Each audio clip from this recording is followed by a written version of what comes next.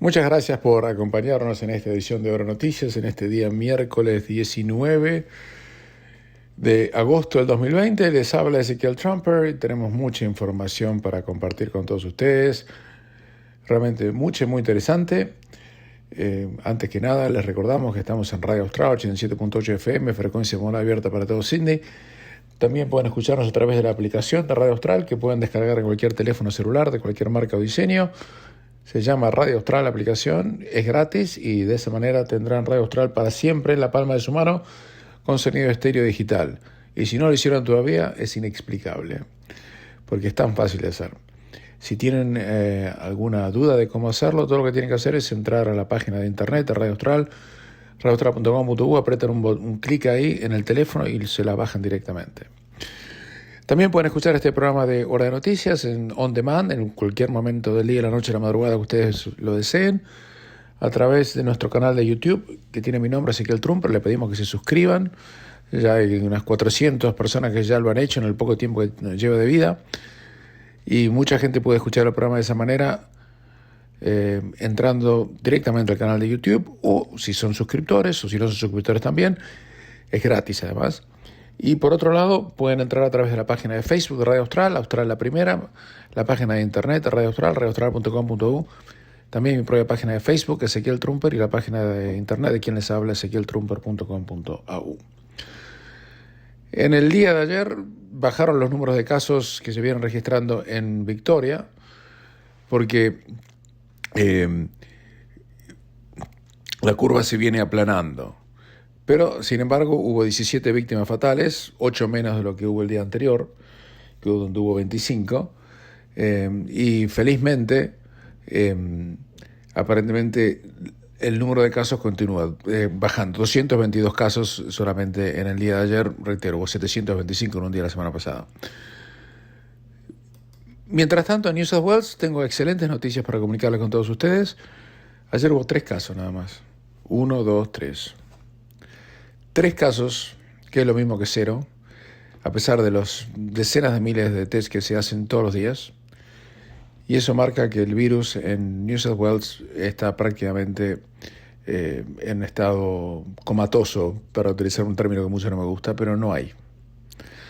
A pesar de eso, seguimos manteniendo o soportando que las fronteras entre New South Wales y los demás estados estén clausuradas, no porque New South Wales las haya cerrado, sino porque nos cerraron las fronteras en nuestras narices. Queensland y todos los demás estados siguen cerrados. Nosotros tenemos la frontera con Victoria, que es la única cierre de frontera interna que se justifica por la ola que han tenido en Victoria de coronavirus, que además ahora se sabe, y esto realmente va a cambiar las políticas en Victoria por años y años y años, el 99% de los casos que tiene Victoria salieron del Hotel Ritz-Carlton y del Hotel Stanford Plaza. Esto es oficial. El 99% de los casos y más de los 300 muertos que hemos tenido en Victoria se debe a la filtración del virus de estos 2 hoteles, y la responsabilidad exclusiva desde el punto de vista ejecutivo es del Premier de Victoria, el señor Daniel Andrews, cuya renuncia inexplicablemente aún no se ha presentado. Esto lo dijo el profesor Charles Alpern en una evidencia que prestó bajo juramento en la comisión que está investigando esto en Victoria. Y claramente el haber puesto a oficiales o no capacitados para manejar la cuarentena en los hoteles ha provocado la segunda en Australia, que le ha provocado al país, no solamente a Victoria, pérdidas por billones de dólares. Y el profesor Alpern dijo: estoy satisfecho en mi conclusión de que, en mi opinión, es altamente probable que una alta proporción, aproximadamente un 99% de los casos actuales de COVID-19 en Victoria han surgido de las infecciones que empezaron en los hoteles Stanford y Ritz-Carlton, y es muy probable que la gran mayoría, aproximadamente el 90% más de los casos de Victoria, pueden ser directamente vinculados con el Hotel Ritz. El Ritz-Carlton es el donde surgieron todos estos casos. En pocas palabras, el segundo estado más grande de Australia está de rodillas, postrado, con un lockdown estado 4, por la incompetencia extraordinaria del premio de victoria Daniel Andrews. El profesor Alpern también dijo que él sabía hace más de un mes, después de haber combinado lo que se llama en inglés genomic y otra evidencia, que esta segunda ola vino directamente de los hoteles. Y que esta información el gobierno de Daniel Andrews la tenía hace más de un mes y la ocultó. Y que no era su rol darla a conocer al público, sino que era el rol de gobierno. Pero ahora que está prestando declaraciones en este Consejo de Investigación, él dijo lo que tenía para decir. Esto cambia completamente, ya no es más especulación, cambia completamente el sentido de lo que ha ocurrido. Antes de la ola de victoria provocada por la calamidad del señor Andrews, cuya renuncia, reitero, me parece inexplicable que no se haya presentado todavía, inexplicable, Australia estaba abriendo todas sus fronteras internas. El 10 de julio Queensland las había abierto, el 17 de julio las abría en el territorio del norte y el 20 de julio las abría South Australia. Gracias a este señor, Australia está postrada, está fracturada. Yo no estoy de acuerdo con el cierre de las fronteras internas, excepto cuando existe un caso puntual como en Victoria, pero el resto de las fronteras no deben estar cerradas hoy en Australia y no hay ninguna justificación sanitaria. Y es simplemente una calamidad por parte de los premios que las manejan, como que manejan los estados, como mantenerlas así. Ayer el Premier de Tasmania dijo que iba a mantener su frontera cerrada hasta el mes de diciembre. No sé si dijo el 31 o el 1, en realidad no lo dijo. Es inconcebible que esta pequeña isla al final del mundo tenga sus fronteras cerradas. No sé cómo van a hacer para sobrevivir. Felizmente yo no estoy ahí. Obviamente usted debe estar muy enfadado con todo lo que está pasando y yo no lo culpo, yo también lo estoy.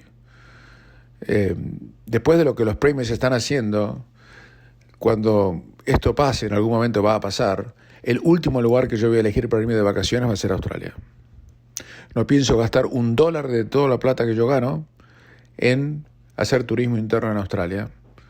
Usted me dirá, pero la gente que tiene los hoteles en Australia no tiene la culpa de lo que hicieron los premios. Es cierto, pero tampoco los veo marchando por la calle insultándonos y pidiéndolos que cambien nada. Han aceptado pasivamente lo que ha ocurrido.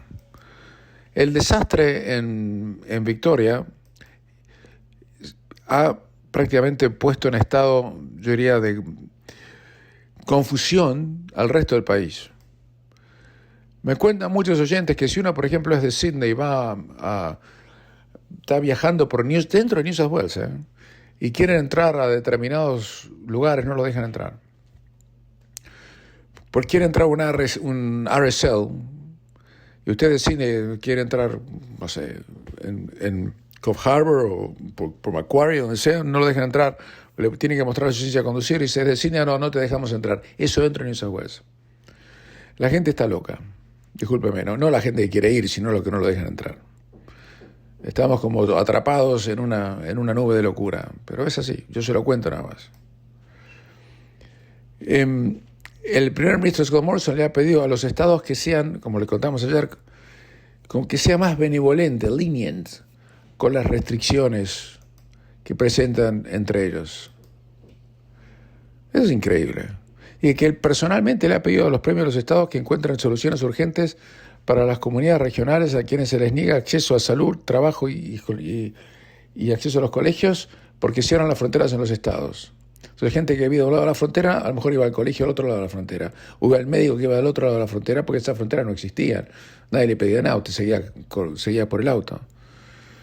Pero las comunidades que están en las fronteras con Victoria, New South Wales, South Australia y Queensland, que no tienen ningún caso activo de COVID-19, están siendo decimadas o afectadas adversamente por lo que está ocurriendo. Esto es increíble. Habló con el Premier de South Australia, Stephen Marshall, pero ¿sabe qué? No le dan bolilla. No le dan bolilla. Hemos llegado a esa situación, no le dan bolilla. El Primer Ministro de Australia en este momento no tiene ningún poder. Está bien, tenemos que reformar la Constitución. Lo hemos dicho antes del COVID-19 también. Pero la realidad es que reformando la Constitución no le dan bolilla. Y yo creo que, en mi opinión por lo menos, no está utilizando la autoridad que le da el presupuesto para decir hasta acá llegó mi amor. ¿Se acuerdan que le conté la semana pasada que el ministro de Turismo y de Comercio Federal dijo que no le iba a dar unas plata a los estados que seguían con las fronteras cerradas irracionalmente? El primer ministro no salió a respaldarlo públicamente, su ministro de Comercio y Turismo, no salió a respaldarlo. Un ministro federal, mejor dicho, un diputado federal del gobierno, o sea, de la coalición, dijo que hoy en día es más difícil entrar a Queensland que tratar de entrar, no sé, en las zonas más disputadas de los territorios ocupados por Israel en el conflicto palestino. De verdad. Es una locura total. Y la Premier de Queensland dice que no va a abrir la frontera, ya se lo dije ayer, hasta diciembre, a pesar de que New South Wales tiene 3 casos. Es más, hoy New South Wales tiene menos casos que Nueva Zelanda, a pesar de que tiene New South Wales una población de 7,5 millones de habitantes y Nueva Zelanda tiene 4,700,000. Nueva Zelanda se ha convertido en el hazmerreír del mundo, la claro. A mí me han llegado emails y comentarios de periodistas en Inglaterra, en Europa, donde me dicen, ¿cómo puede ser? Nos llega a la mesa de reacción de Radio Austral. ¿Cómo puede ser que Nueva Zelanda postergue las elecciones por 9 casos de coronavirus? ¿Están locos? Yo le dije, sí. ¿Son lo más políticamente correcto del mundo? Sí. ¿Han perdido el juicio? Sí. ¿Y qué está pasando ahí? No entiendo. Y acá y en Australia lo mismo, no tenemos prácticamente casos. Hoy en día en todo el país tenemos 674 personas en el hospital y 51 en terapia intensiva. Y sin embargo estamos viendo un estado de alta alerta, es una ridiculez total. En cualquier país del mundo, de Europa o de Latinoamérica, con estos números estarían llorando y agradeciéndole al Señor la gran fortuna que tienen de no tener casos de coronavirus prácticamente. En New South Wales en este momento tenemos ya 13 personas en el hospital, o sea, 4 menos que ayer, y 7 en terapia intensiva. De esos 13, o sea, prácticamente nada. En Queensland no hay nadie en terapia intensiva y tampoco en ningún otro lugar del país. En ningún otro estado o territorio, sin embargo, sí hemos estado cerrados. Hacemos una pequeña pausa y continuamos. Mientras tanto, no hay ninguna noticia acerca de si el gobierno va a abolir o va a extender la prohibición que tenemos los australianos para salir de nuestro país, que expira teóricamente el día 17 de septiembre próximo, dentro de menos de un mes. El gobierno no ha dicho absolutamente nada al respecto. Dice que no va a dejar que entre gente, eso es otro tema, pero que no podamos decir es otra cuestión completamente distinta. Cuando habla de que no entre gente que no sean australianos, por supuesto, ¿no? Pues yo me tomé un trabajo y me decidí estudiar algo que se llama la International Covenant on Civil and Political Rights, o sea, el Acuerdo Internacional sobre Derechos Políticos y Civiles, adoptado por las Naciones Unidas a través de una resolución de su Asamblea General. Porque quería ver cuáles eran, efectivamente, los derechos. Esto fue adoptado a través de una decisión tomada en diciembre de 1976 y que entró en vigencia el 23 de marzo de 1976.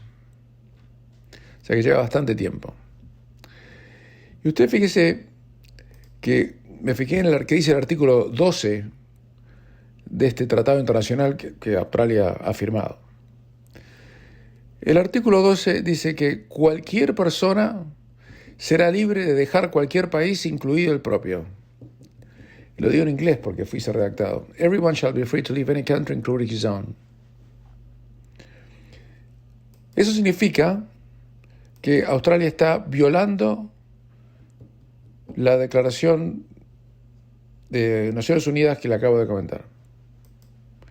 Las únicas excepciones, pues siempre hay excepciones a la ley, en este caso es la ley, la limitación a la seguridad nacional, incluida las razones de salud pública. Pero en este caso, salud pública es imposible que pueda ser invocado porque uno se está yendo. Al salir, uno está eliminando el riesgo que uno puede llevar consigo de poder ser un peligro para la salud pública de los demás en Australia. Y hasta entré en el sitio de internet de la Comisión de Derechos Humanos de Australia, Human Rights Commission, y está ahí retratado. Y me quedé preguntándome, ¿cómo puede ser que ningún medio de prensa en Australia se haya tomado el trabajo que yo me tomé y le cuente a su audiencia que esta disposición clara, sin ambigüedades, unequivocal, como sería en inglés, está siendo contravenida por el primer ministro en este caso? Y que nadie le rinda cuentas al respecto, y que nadie en ninguna conferencia de prensa le diga, mire, Prime Minister. Por Twitter le pregunté al primer ministro si me podía dar la copia del asesoramiento legal que había recibido por parte del Solicitor General, que es el abogado general de la Nación, acerca de la legalidad de la prohibición de salir del país que hoy estamos padeciendo los australianos. Pero todavía no tuve respuesta y no creo que siquiera me den acuse de recibo. Me tomé el trabajo de hablar con varios diplomáticos que están representando a países latinoamericanos. No voy a dar los nombres, ni los países, ni las entidades, para preservar la unanimidad de los mismos, porque no corresponde, y aparte les di mi palabra de que así sería. Y les dije, ¿qué pasaría si una persona que tiene doble nacionalidad, pónganle un uruguayo, que es uruguayo y tiene doble nacionalidad uruguaya australiana? Como es ciudadano australiano, no lo dejan salir del país, pero él es uruguayo, no tienen por qué tenerlo secuestrado acá adentro. Entonces le pregunté a varios diplomáticos cuál es el procedimiento. Dicen, bueno, que no pueden hacer demasiado.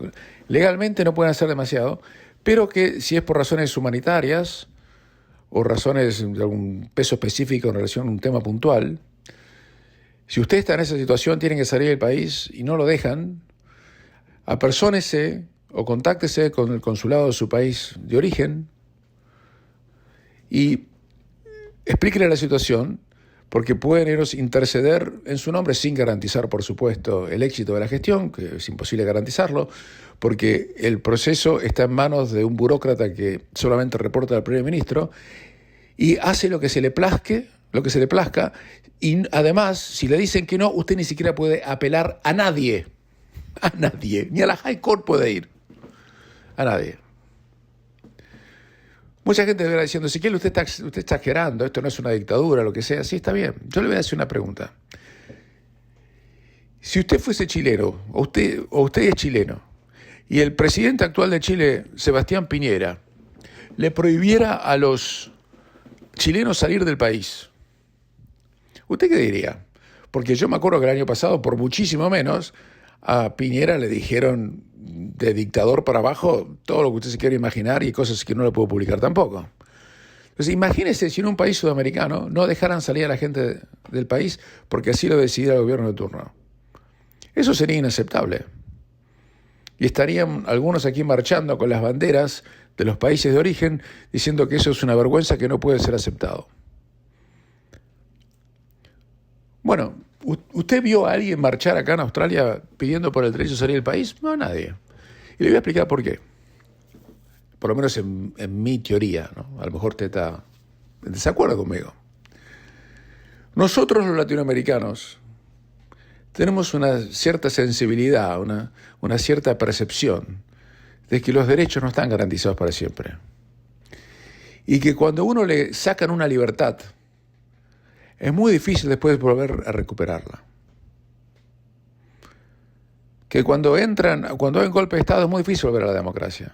Que cuando cercenan un derecho es muy difícil que se lo devuelvan. Nosotros sabemos eso, porque lo padecimos en carne propia. Pero los australianos no.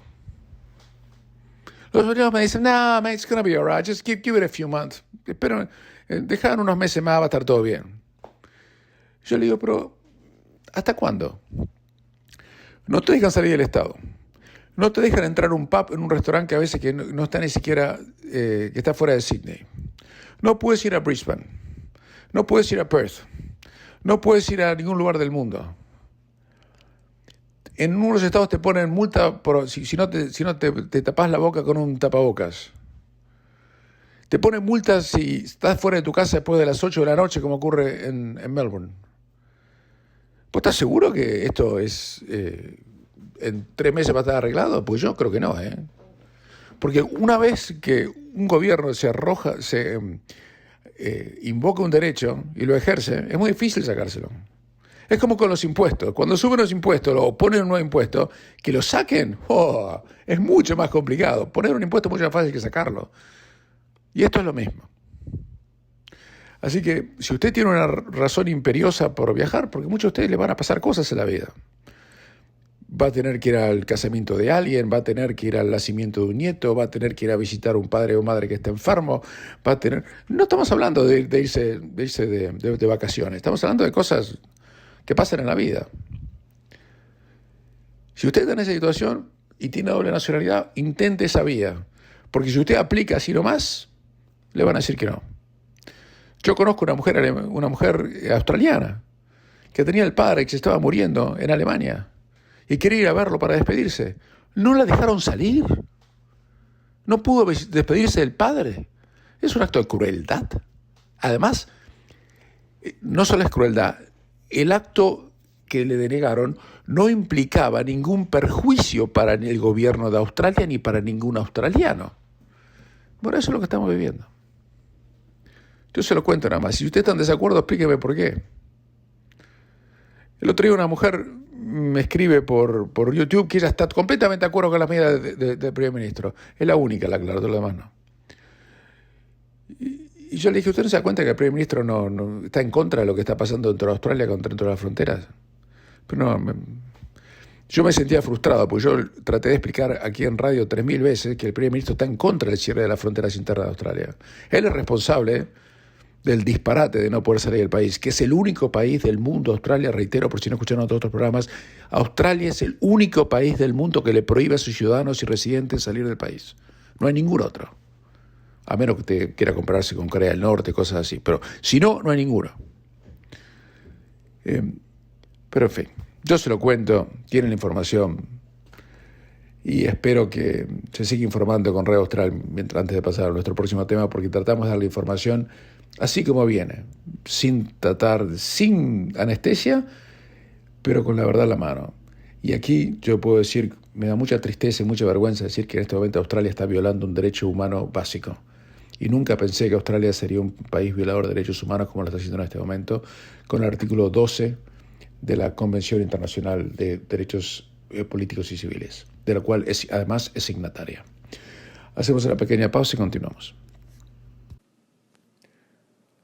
Este programa es auspiciado por mi estudio jurídico.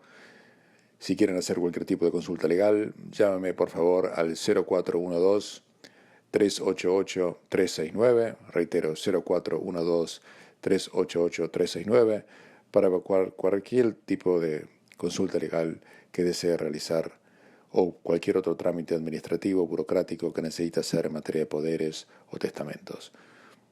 Muchas gracias. Le voy a contar una historia que usted no me va a poder creer. Cuando yo le digo que aquí estamos perdiendo nuestros derechos, yo no estoy hablando en el vacío. Le voy a hablar como abogado ahora. Hay un caso que involucra al excéntrico billonario Clive Palmer. Pero olvídese que sea Palmer. Puede ser usted o puede ser yo. Palmer había hecho un acuerdo con el gobierno de Western Australia para el desarrollo de una mina de minerales. Y hubo una disputa. Entraron en un acuerdo para la exploración de una mina que que queda en Balmoral South. Eso fue firmado en el año 2002. Son proyectos muy grandes, hay mucha plata de por medio. Hubo una disputa entre el gobierno de Western Australia y la empresa de Clive Palmer. Y había una cláusula en el contrato donde decía que no podían ir a la corte, que iba a ir un arbitraje independiente. Arbitration, no algo normal. Y el árbitro fue un ex juez retirado de la High Court of Australia, un tal Michael McHugh QC. Y fueron al arbitraje y el árbitro, McHugh, dijo que el gobierno de Western Australia había violado o contravenido el contrato, dio uno en el año 2014, otro el año pasado, y dijo que el gobierno de Western Australia tenía que compensar a la empresa de de Palmer por un monto de dinero que tenía que ser evaluado en una audiencia que iba a tener lugar este año. En vez el gobierno de Western Australia de ir a la audiencia, lo que hicieron fue pasar legislación retrospectiva anulando los fallos arbitrales que el juez independiente había puesto en su contra. No solamente anuló los fallos a favor de esta empresa privada, el gobierno de Western Australia, sino que le pasó de legislación por la cual no le permiten a la empresa de Palmer decir que se violó los derechos de justicia natural. Le prohíben hacer aplicaciones entre la ley de Freedom of Information Act, o sea, la ley de libertad de información para acceder a información privada del gobierno o pública del gobierno. La ley también dice que le da inmunidad penal al Estado y a todos sus funcionarios.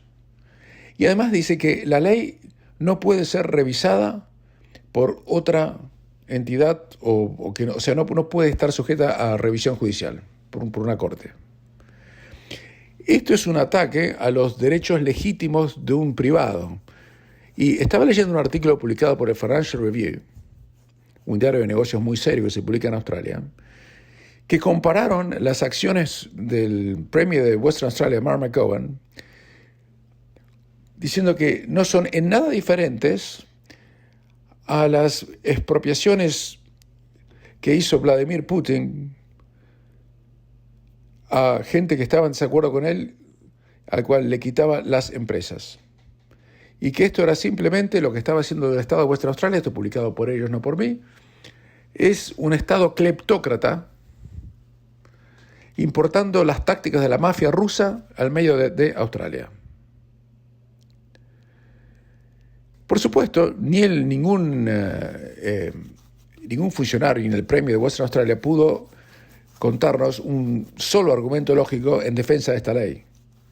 Es simplemente un abuso de la autoridad pública para evitar que Palmer tenga que recibir dinero que le corresponde conforme a derecho. Y les quiero decir algo más, que no les conté todavía a propósito. Palmer es el único ciudadano privado de Australia que ha llevado la decisión del gobierno de Western Australia de cerrar las fronteras a la High Court of Australia pidiendo que se declare su inconstitucionalidad. Y la vendetta es que le ponen la mano en el bolsillo y le expropian prácticamente todos los derechos que tiene sobre la mina en Balmoral South, prohibiéndole que este caso continúe y le pague lo que le deben. Si eso no es un acto mafioso, yo no sé qué decir. Y eso está pasando en Australia. Ahora, como tenemos la pandemia, nadie se entera de esto, y yo se lo cuento nada más.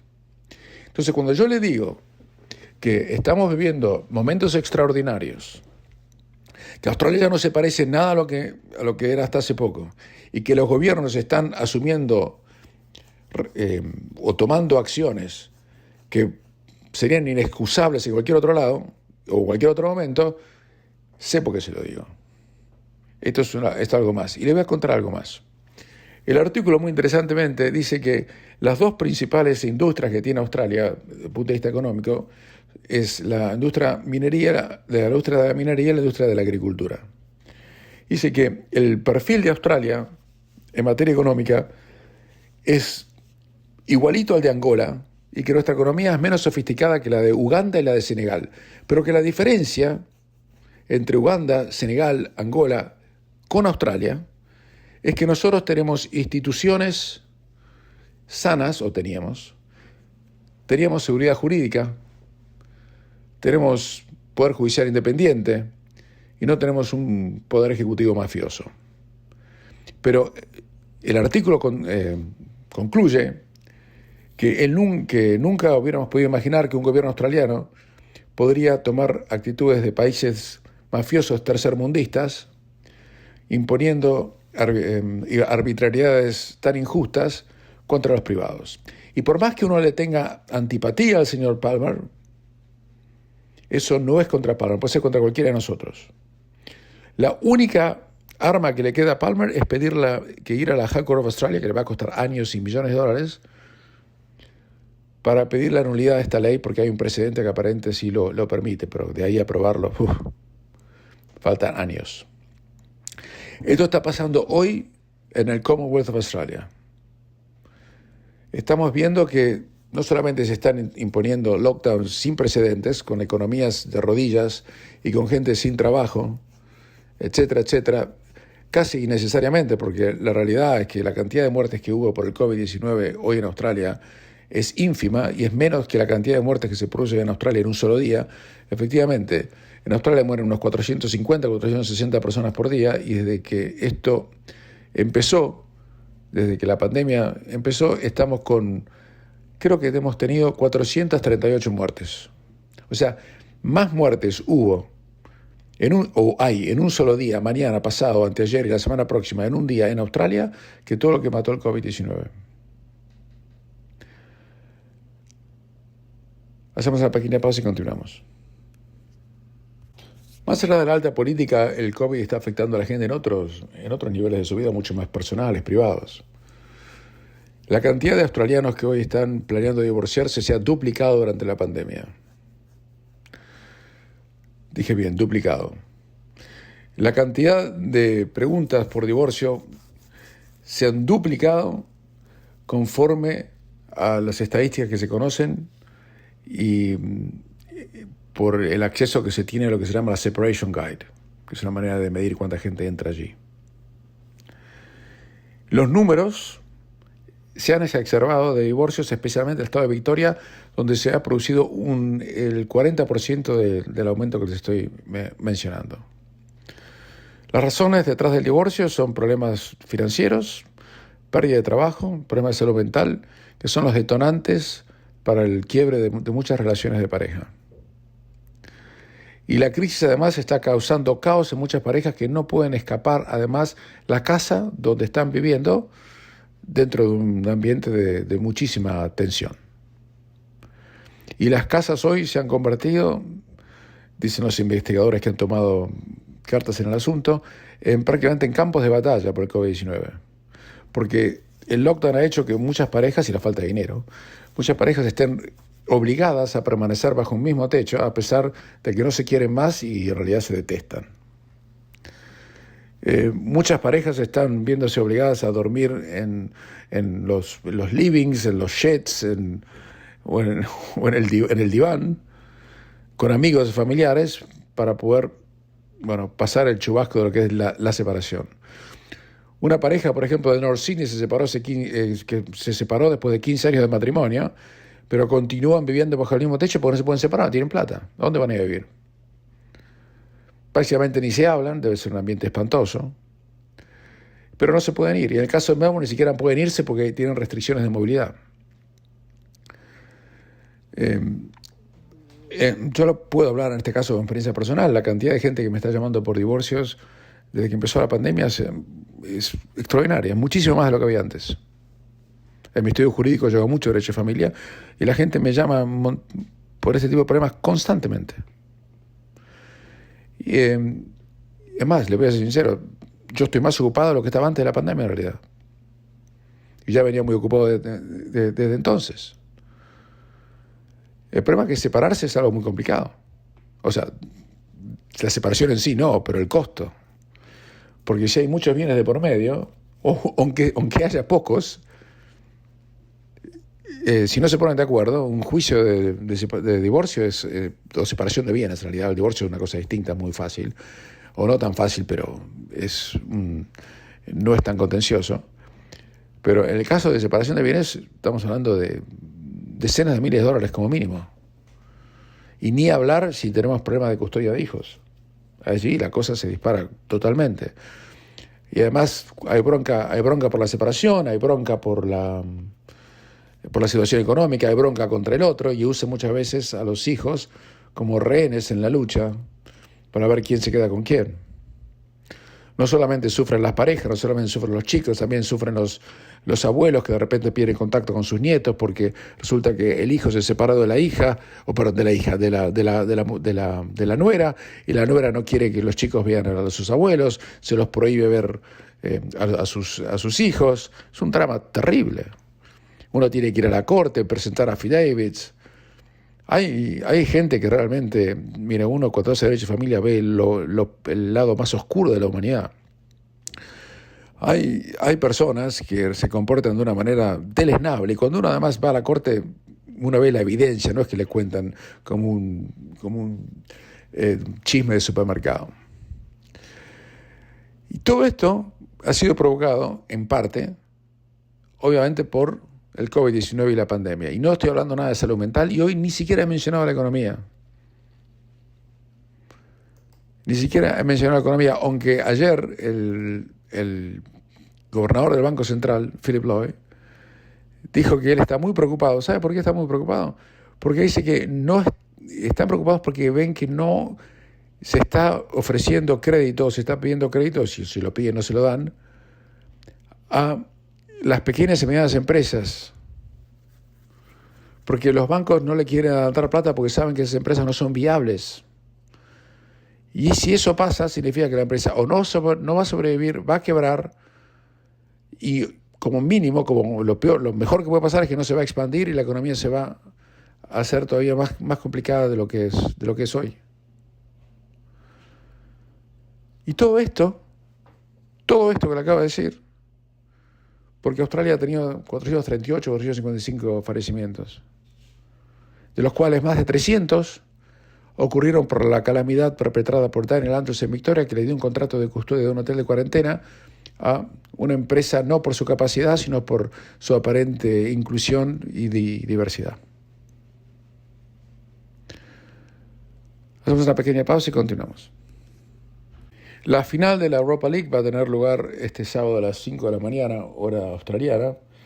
Va a ser televisada por Optus Sport y los rivales van a ser el Sevilla, que le ganó al Manchester United 2-1, y el Inter de Porto Alegre, el Inter de Milán, que le ganó 5-0 al Shakhtar de Donetsk. El partido entre Sevilla y Manchester United fue muy interesante. Le dieron un penal al Man U al principio que, soy sincero, lo vi varias veces y me quedaron muy serias dudas. Pero después el Sevilla lo dio vuelta, lo empató en el primer tiempo con un gol de Suso y ya en el segundo tiempo convirtió su segundo gol en un contraataque después de unos errores garrafales de la defensa del Manchester United y el Manchester United se quedó afuera. Una pena porque el United tiene muy buena delantera, y una delantera muy joven, el equipo promete mucho, pero tienen que reforzar el medio campo defensivo y la saga central, que es floja. El Inter no tuvo ningún problema para despachar al Shakhtar, un equipo de brasileros, le aclaro, 10 jugadores brasileños en el plantel, 5-0, 2 goles de Lautaro Martínez, Lukaku, pero el partido se definió en realidad en los últimos minutos, no en los últimos media hora. A los 63 minutos del partido recién iban 2-0.